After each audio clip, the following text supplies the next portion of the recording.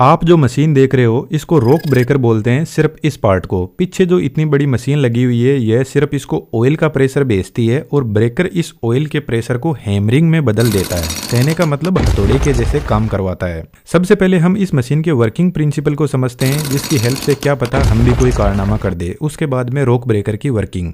लेकिन यहाँ पे बहुत ही इंटरेस्टिंग चीज है, जैसे इस क्रेन को 20 टन का वजन उठाना है, लेकिन इसके इंजन के पास में सिर्फ आधा टन वजन उठाने की कैपेसिटी है और सेम ऐसा ही इस ब्रेकर के साथ में है। तो फिर इंजीनियर्स ने गजब दिमाग लगाया। आज के इंजीनियरों ने नहीं, आज से करीब 350 साल पहले मिस्टर पास्कल ने हम धरतीवासियों को बताया कि यदि हम किसी लिक्विड पर जैसे पानी, ऑयल, कोल्ड ड्रिंक, फ्रूटी, कोई भी लिक्विड पर बाहर से फोर्स लगाते हैं तो वह लिक्विड उस फोर्स को सभी डायरेक्शन में बराबर बराबर लगाता है और यदि इस टेप को ओपन कर दे तो यह फोर्स को आगे ट्रांसमिट कर देगा। बहुत बढ़िया, लेकिन कुछ भी समझ नहीं आया। चलो इसका थोड़ा प्रैक्टिकल एप्लीकेशन देखते हैं। क्या आपने कभी ऐसा देखा है कि 1 लीटर की पानी की बोतल थी और उसमें कंप्रेस करके 2 लीटर पानी भर दिया? बिल्कुल नहीं, क्योंकि लिक्विड कंप्रेस नहीं होते, लेकिन गैस को कंप्रेस किया जा सकता है। हमारे घरों में गैस सिलेंडर में दबा के हाई प्रेशर से गैस भरी जाती है। जैसे मेरे पास में 2 सिलेंडर है, एक का एरिया बड़ा है और एक का एरिया छोटा है, और इन दोनों सिलेंडर को हम एक पाइप से कनेक्ट करके पानी भर देते हैं और दोनों सिलेंडर में पिस्टन सेट कर देते हैं फोर्स लगाने के लिए। जब हम इस छोटे पिस्टन पर फोर्स लगाएंगे तो यह पिस्टन फोर्स को पानी पर लगाएगा और पानी इस फोर्स को हर पॉइंट पर सेम प्रेशर लगाएगा, क्योंकि खुद तो कंप्रेस होगा नहीं, तो यह पिस्टन के फोर्स को आगे इधर वाले सिलेंडर पर ट्रांसमिट कर देगा, जिससे पिस्टन ऊपर की तरफ उठेगा। और यही पास्कल ने कहा था। तो क्या करें, यह तो हमें बहुत पहले से पता था, लेकिन पूरा गेम यहीं पे है। जब हम इस छोटे पिस्टन पर 10 केजी वजन रखते हैं तो बड़ा पिस्टन 50 केजी वजन उठा लेगा, और यह हमें नहीं पता था। चलो इसको थोड़ा और आसान करते हैं। थोड़ी हल्की सी कैलकुलेशन हम यूज में लेंगे, बस घबराना नहीं है। प्रेशर का एक फॉर्मूला होता है, फोर्स अपॉन एरिया। मानकर चलते हैं हमें इस छोटी सी कार को लिफ्ट करना है, तो छोटे वाले सिलेंडर पे 10 न्यूटन का फोर्स लगाते हैं। न्यूटन फोर्स की यूनिट होती है, इसको आसान भाषा में हम 10 केजी वजन जितना फोर्स मान लेते हैं। अब छोटा सिलेंडर है तो इसका कुछ एरिया भी होगा, और मान के चलते हैं इसका एरिया 2 mm स्क्वायर है। तो इस फॉर्मूले में फोर्स की जगह 10 न्यूटन रख देंगे और एरिया की जगह 2 mm स्क्वायर, और कैलकुलेटर से कैलकुलेट करने पर 5 न्यूटन पर mm स्क्वायर प्रेशर हमें मिल जाएगा।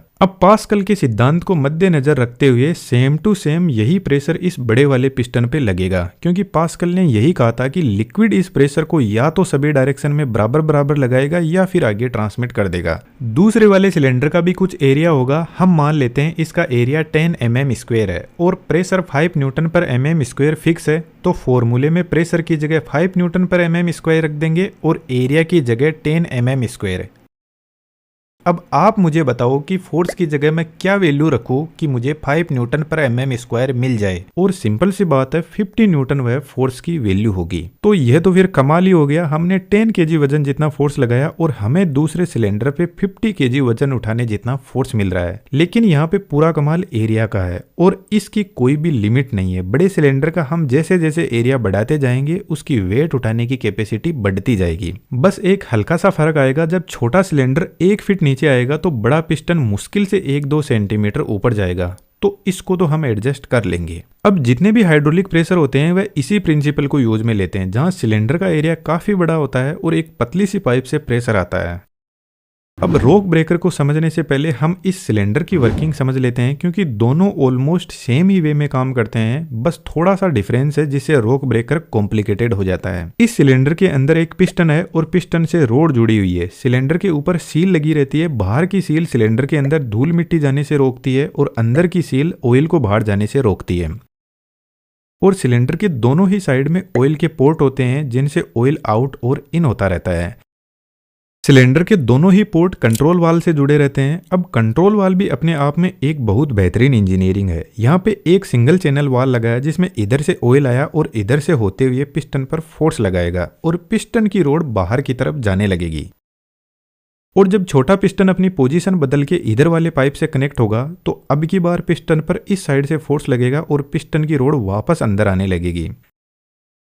यदि आपके दिमाग में थोड़ी हलचल हुई हो तो सिलेंडर में दोनों साइड में ऑयल भरा हुआ है और जब ऑयल पिस्टन पर बाहर की साइड में फोर्स लगा रहा है तो पिस्टन की इधर की साइड में जो ऑयल है वह वापस ऊपर जाने लगेगा। लेकिन इस छोटे पिस्टन ने यहाँ से रास्ता ही ब्लॉक कर रखा है, तो पिस्टन पर दोनों साइड से फोर्स लग रहा है और बीच में बेचारा पिस्टन बाबू भैया की तरफ फंसा हुआ है। तो यहाँ पे या तो सिलेंडर फट जाएगा या फिर ऑयल की पाइप फट जाएगी। तो कंट्रोल वाल्व को बहुत ही बेहतरीन तरीके से डिजाइन किया गया और यहाँ पे तीन चैनल लगाए गए जिसको हम थोड़ा बाद में समझेंगे। लेकिन यहाँ पर ऑयल की सप्लाई एक पिस्टन पंप करता है और यह पिस्टन पंप डायरेक्ट इंजन की क्रैंकशाफ्ट से जुड़ा रहता है या फिर मोटर भी हो सकती है। सिंप्लिसिटी के लिए हमारे पास में मोटर ही अवेलेबल है। यह एक एक्सियल पिस्टन पंप है। पंप की यह मेन शाफ्ट है जिस पर एक इंक्लाइंड कुछ इस तरीके से प्लेट लगी हुई है जिसको श्वास प्लेट बोलते हैं और इस प्लेट पर मल्टीपल पिस्टन लगे रहते हैं कुछ इस टाइप के और पिस्टन आगे एक ब्लॉक में सेट रहते हैं जिनको एक स्पेरिकल प्लेट कुछ इस तरीके से सपोर्ट करती है।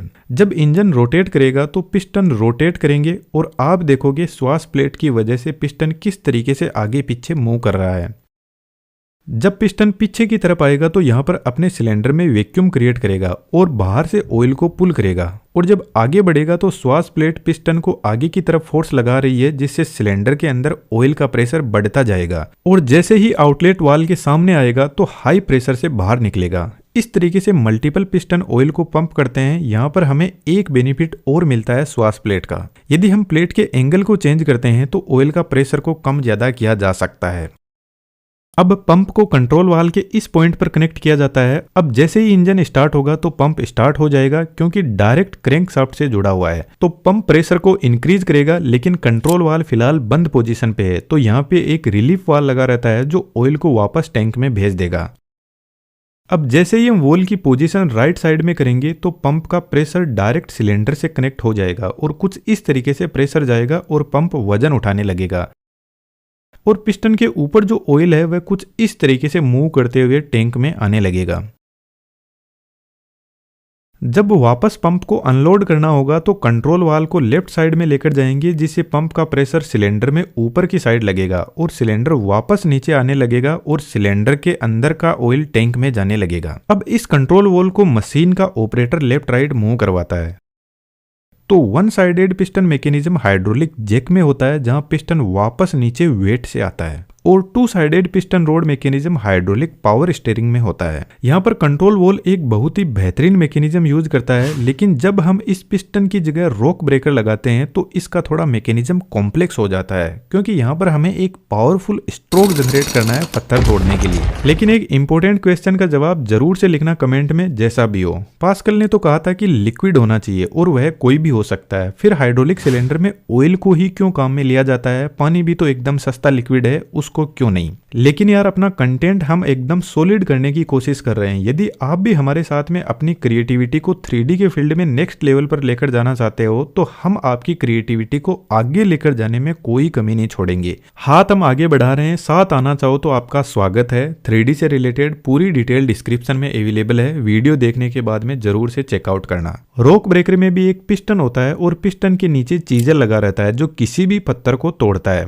पिस्टन वाली रोड ऊपर एक चेंबर में कनेक्टेड रहती है और इस चेंबर में नाइट्रोजन गैस भरी रहती है। साइड में कंट्रोल वॉल्व लगा रहता है। इसका थोड़ा मैकेनिज्म ध्यान से समझना। सबसे पहले स्ट्रोक में पिस्टन को ऊपर उठाना है तो पंप से ऑयल आएगा और ऐसे होते हुए पिस्टन के यहाँ पे फोर्स लगाएगा और पिस्टन ऊपर उठेगा और यहाँ पर जो ऑयल है वह टैंक में जाने लगेगा। ऊपर की तरफ पिस्टन रोड चेंबर में नाइट्रोजन गैस को कंप्रेस करने लगेगी जिससे गैस का प्रेशर और ज्यादा बढ़ जाता है। यहाँ पे लगभग 200 से 250 psi का प्रेशर होता है। अब अकेले गैस ज्यादा पावर से स्ट्राइक नहीं करवा सकती तो हमें गैस के साथ में ऑयल के प्रेशर की भी जरूरत है और कंट्रोल वॉल्व में 2 चैनल है तो कंट्रोल वॉल्व के चैनल को यदि हम ऊपर उठा दें तो ऑयल का प्रेशर भी अब गैस के साथ में लगेगा। लेकिन इस वॉल्व को ऊपर कैसे उठाया जाए? क्योंकि यदि आपने देखा हो तो हैमर बहुत हाई स्पीड में स्ट्राइक करता है और हाइड्रोलिक सिलेंडर की तरह ऑपरेटर यहाँ पे काम नहीं कर सकता, तो ये ऑटोमेटिक होना जरूरी है। पिस्टन के इस पॉइंट पर हाई प्रेशर आ रहा है पंप से डायरेक्ट और पिस्टन के इस पॉइंट से यदि हम कंट्रोल वॉल्व को कनेक्ट कर दे तो जैसे ही सिलेंडर ऊपर पहुंचेगा तो अब हाई प्रेशर इधर से होते हुए इस कंट्रोल वॉल्व पर लगेगा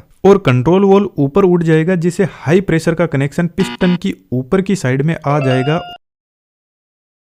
और अब गैस चेंबर और ऑयल का प्रेशर दोनों पिस्टन पर फोर्स लगाते हैं और पिस्टन चीजल पर जाकर स्ट्राइक करता है। लेकिन फिर भी पत्थर नहीं टूटेगा, क्योंकि एक स्ट्राइक से पत्थर नहीं टूटता है। और उसके पीछे रीजन है, इस पिस्टन को वापस ऊपर लेकर जाना होगा और इसके लिए हमें कंट्रोल वॉल को नीचे लाना होगा ताकि हाई प्रेशर ऊपर से हटके नीचे की तरफ जाए, क्योंकि इस पोजीशन में तो पिस्टन बाबू भैया बन के बैठा हुआ है, दोनों साइड से प्रेशर आ रहा है। तो थोड़ा और दिमाग लगाते हैं और यदि हम इस हाई प्रेशर को अब कंट्रोल वॉल के ऊपर की साइड में लगा दे तो यहाँ पर पंप का इतना हाई प्रेशर छोटे से पिस्टन को नीचे ले आएगा और वॉल के अंदर नीचे की साइड में ऑयल था वह इधर से होते हुए वापस टैंक में चला जाएगा। अब थोड़े से अपने दिमाग के घोड़े दौड़ाओ और सोचो कि यह पूरे लोहे का सिस्टम है। यदि कहीं से भी कोई वॉल ओपन नहीं हुआ या ओपन होने में थोड़ा लेट हो गया तो ऑयल कंप्रेस बिल्कुल भी नहीं होता है और कहीं ना कहीं कोई पाइप फट जाएगी। तो हाई प्रेशर पाइप के साथ में एक एक्यूमुलेटर लगाया जाता है जो एक गुब्बारे जैसा ही होता है। जब एक्स्ट्रा ऑयल आता है तो ये फूल जाता है और ऑयल का प्रेशर कम होता है तो वापस सप्लाई कर देता है।